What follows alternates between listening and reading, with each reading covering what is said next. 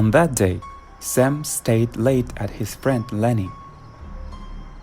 They played PlayStation and did not notice how time had passed.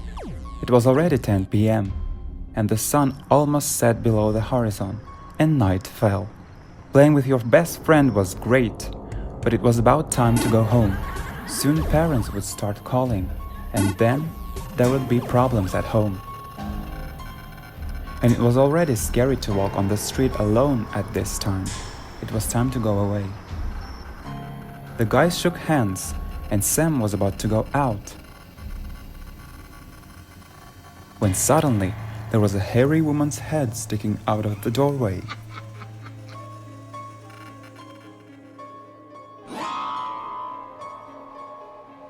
At first, she weirdly laughed and looked at Sam.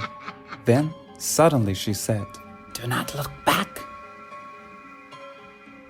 At that moment, Lenny laughed. Don't pay any attention to her. She's a bit of a... "Don't look back," a strange woman repeated again. It was quite dark and creepy in the park through which Sam was to pass.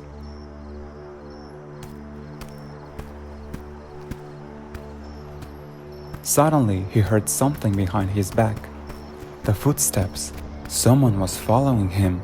Sam wanted to look back, but then he remembered that creepy woman's face and her words, "Don't look back." He kept going forward. The steps did not stop. Someone was still walking behind his back.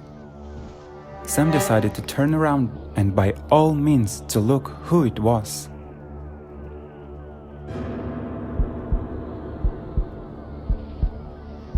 It was him. Well, it was someone very similar to him. He stood there, turning his back to him. It became uneasy, and Sam called a stranger. But he did not turn around. He just stood in the dark of the park. Some terrible curiosity seized Sam, and he approached the silent himself without noticing it. "You have been told not to look back,"